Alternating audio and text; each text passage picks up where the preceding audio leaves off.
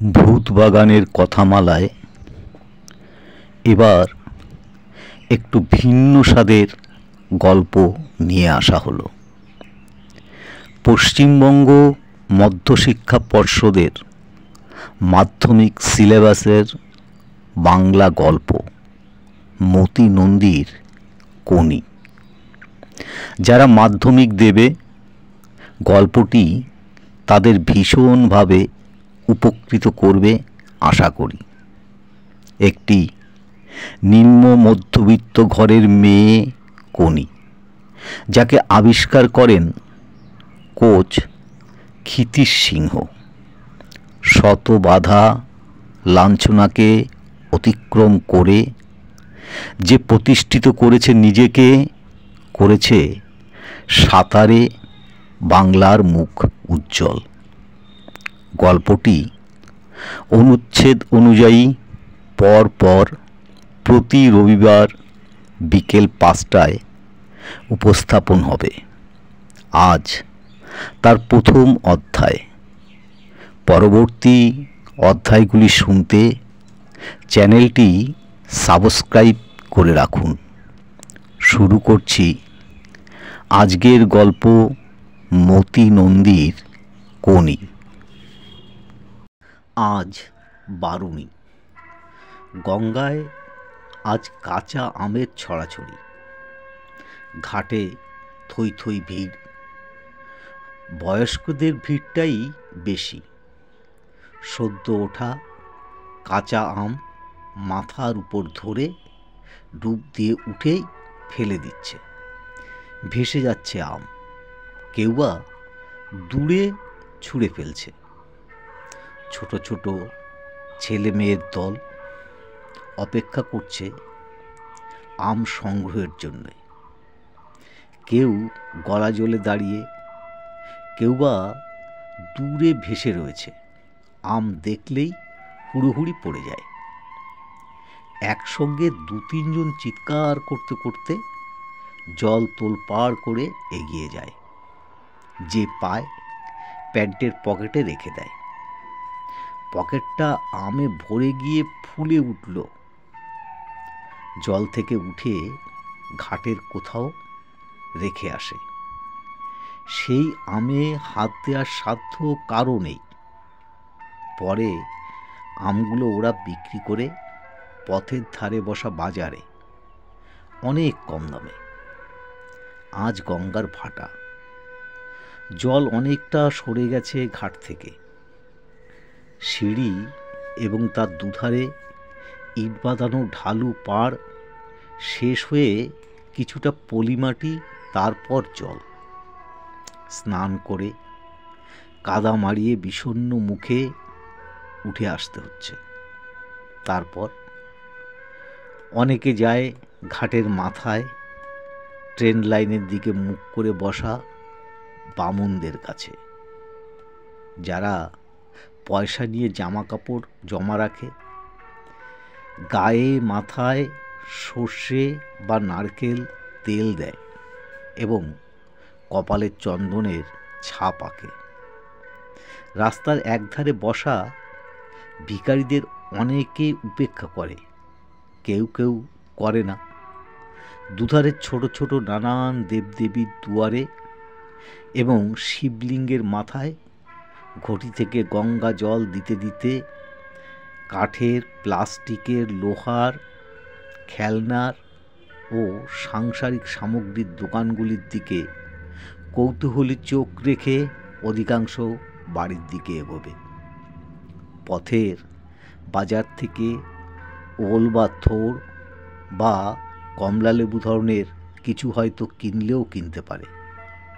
তারপর রোদে তেতে ওঠা রাস্তায় খালি পায়ে দ্রুত ফেলে বাড়িতে পৌঁছবে বিরক্ত মেজাজে। তেল চিটে একটা ছেঁড়া মাদুরে উপুর হয়ে বিষ্ণুচরণ ধরো দলাই মালাই করাতে করাতে বিরক্ত মুখে গঙ্গার দিকে তাকিয়ে। বিষ্ণুধর পাড়ার বেষ্টাদা, আইএ পাস, অত্যন্ত বনেদি বংশের। খান সাতেক বাড়ি ও বড়বাজারে ঝাড়ন মশলার কারবার এবং সর্বোপরি 3.5 মণ একটি দেহের মালিক। ওরই সমবয়সী 40 বছরের একটি বিশ্বস্ত অস্টিন সর্বত্র ওকে বহন করে। বিষ্ণুধরের বিরক্তির কারণ 15 দূরের একটা লোক, পরনে সাদা লুঙ্গি আর গেরুয়া পাঞ্জাবি, কাঁধে রঙিন ঝোলা, তার দিকে পিট পিট করে তাকাচ্ছে আর মাঝে মাঝে মুচকি হাসছে। বিষ্টু বুঝতে পেরেছে লোকটা হাসছে তার দেহের আয়তন দেখে। এরকম হাসি বাচ্চা ছেলেরাও হাসে। বিষ্টু তখন দুঃখ পায়, তার ইচ্ছে করে ছিপছিপে হতে।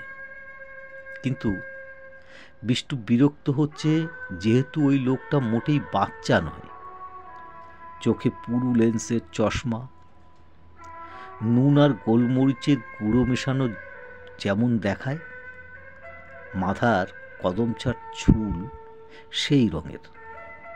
বয়সটা 50-এর এধারে বা ওধারে, বছর 5-এর মধ্যে হতে পারে।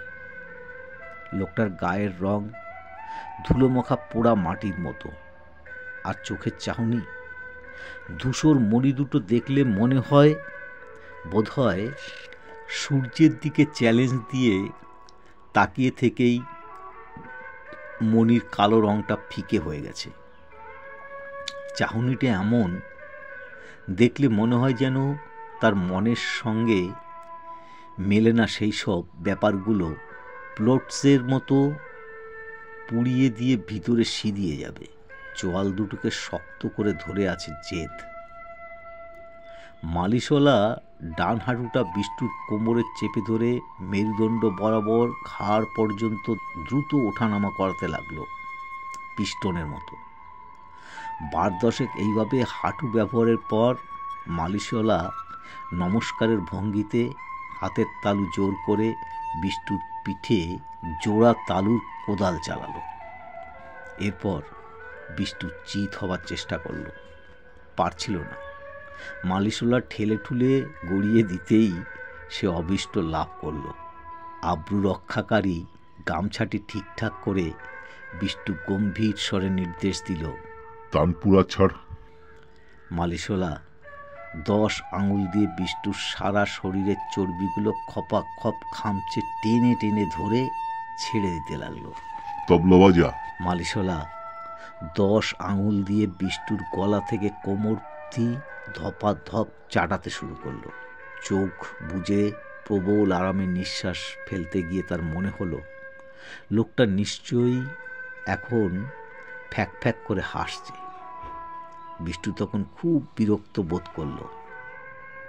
সারেগামা কর। মালিশওয়ালা নির্দেশ পেয়ে আঙুলগুলো দিয়ে হারমোনিয়াম বাজাতে লাগলো বিষ্টুর সর্বাঙ্গে। আঙুলগুলো শরীরে কিলবিল করা সুরসুরি লাগছিল এবং তারই প্রতিক্রিয়ায় চর্বি থলথল করে কেঁপে উঠতেই বিষ্টু শুনল খুক খুক হাসির শব্দ। চিত হয়ে আকাশের দিকে তাকিয়ে বিষ্টু বলল, এতে হাসির কি আছে? সেকেন্ড 20 পরে বিষ্টু জবাব শুনল, মেসেজ হচ্ছে না সঙ্গীত চর্চা হচ্ছে? যাই হোক না, তাতে আপনার কি? ব্লাড প্রেশারটা মেপেছেন? আপনার দরকার? ব্লাড সুগার পরীক্ষা করিয়েছেন? কোলেস্টেরল লেভেলটা দেখেছেন কি? কে মশাই আপনি? গায়ে পড়ে এত কথা বলছেন। চান করতে এসেছেন, করে চলে যান। তা যাচ্ছি, তবে আপনার হার্টটা বোধহয় আর বেশি দিন এই গন্ধমাদন টানতে পারবে না। কি বললেন? বিষ্টুধর উঠে বসার জন্য প্রথমে কাত হয়ে কোণে ভর দিয়ে মাথাটি তুলল, তারপর 2 হাতে মেঝে চাপ দিয়ে উঠে বসল। লোকটি কাচুমাচু হয়ে বলল, অবশ্য হাতি কিংবা হিপোর কখনো করোনারি অ্যাটাক হয়েছে বলে শুনিনি, সুতরাং আমি হয়তো ভুলও বলতে পারি। বিষ্ণুধর রাগে কথা বলতে পারছে না, শুধু চোখ দিয়ে কামান দাগতে লাগলো। লোকটি পাঞ্জাবি খুলল, লুঙ্গি খুলল, ভিতরে হাফ প্যান্ট। অবশেষে বিষ্ণুধর কোনো ক্রমে বলল, আপনাকে যে কি বলবো ভেবে পাচ্ছি না। আমার বউ ঠিক এই কথাই বলে। আপনি একটা নুনসেন্স। আমার ক্লাবের অনেকে তাই বলে। আপনার মতো লোককে চাপকে লাল করা উচিত। লোকটি আবার ছেলে মানুষের মতন টিপ টিপ করে তাকালো। আচ্ছা, আমি যদি আপনার মাথায় চাটি মারি, আপনি দৌড়ে আমায় ধরতে পারবেন? কথাগুলো বলেই লোকটি এক জায়গায় দাঁড়িয়েই ছোটার ভঙ্গিমায় জগিং শুরু করলো। অনেকে তাকালো, অনেকে ভাবলো পাগল। বিষ্টু হতবম্ব হয়ে লোকটির জগ করা দেখতে লাগলো। চাটি মারার ভঙ্গিতে হাতটা তুলে লোকটি হঠাৎ বিষ্টুর দিকে ছুটে এলো।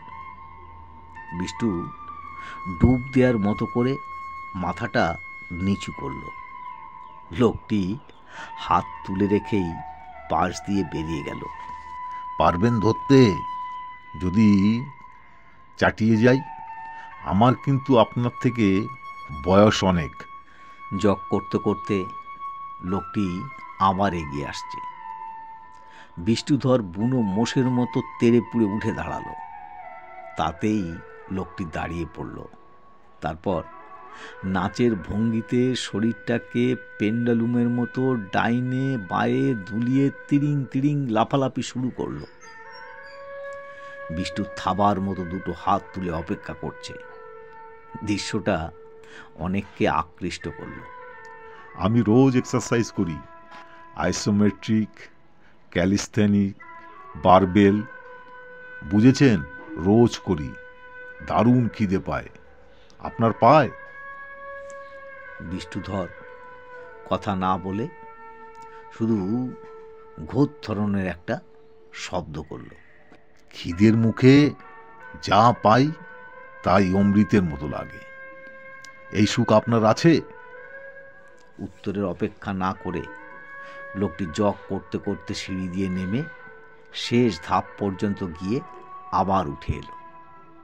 3 বার এইভাবে ওঠানামা করে সে বিষ্ণুধরের 5 গজ তফাতে দাঁড়িয়ে হাঁপাতে লাগলো। হাত দুটো নামিয়ে বিষ্ণু তখন খানিকটা দিশেহারার মতোই লোকটির কাণ্ড দেখছিল। ওর চোখে এখন রাগের বদলে কৌতূহল।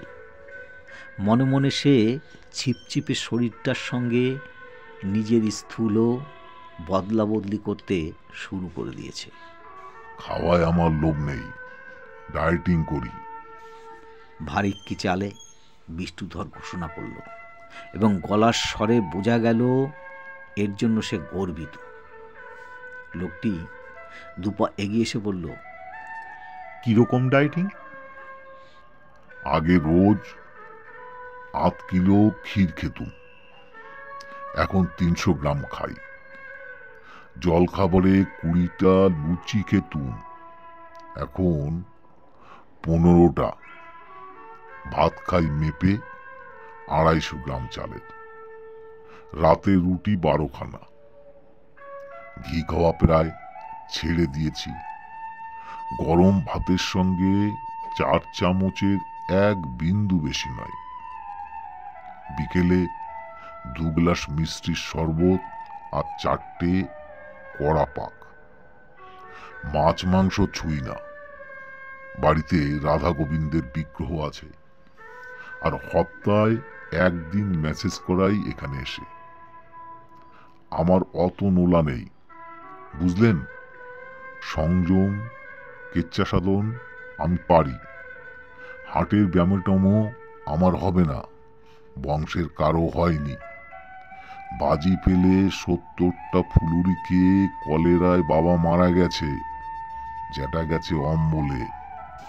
এত কেচ্চা সাধন করেন, বাঁচবেন কি করে? লোকটি এগিয়ে এসে বিষ্ণুধরের ভুঁড়িতে হাত বুলিয়ে দিল। সুরসুরি লাগে।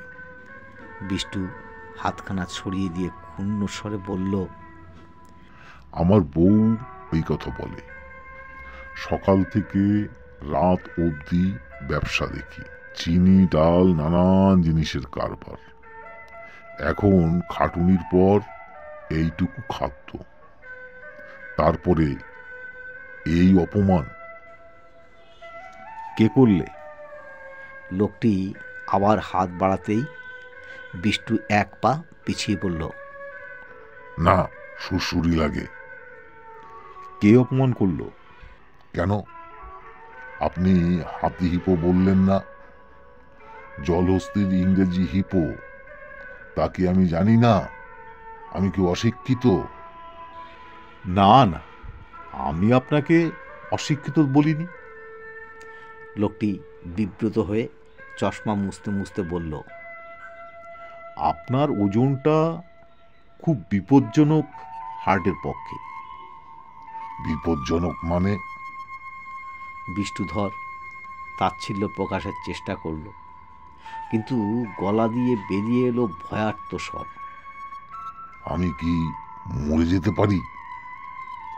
তা পারেন, আর নয়তো কেচ্চা সাধনের কষ্ট করতে করতে রোগে ভুগে ভুগে বেঁচে থাকবেন কয়েকটা বছর। বলেই লোকটি দু হাত তুলে সামনে বুকে পিঠে ধনুকের মতো বাঁকালো। হাতের আঙুল পায়ে ছুঁয়ে আবার সিধে হলো।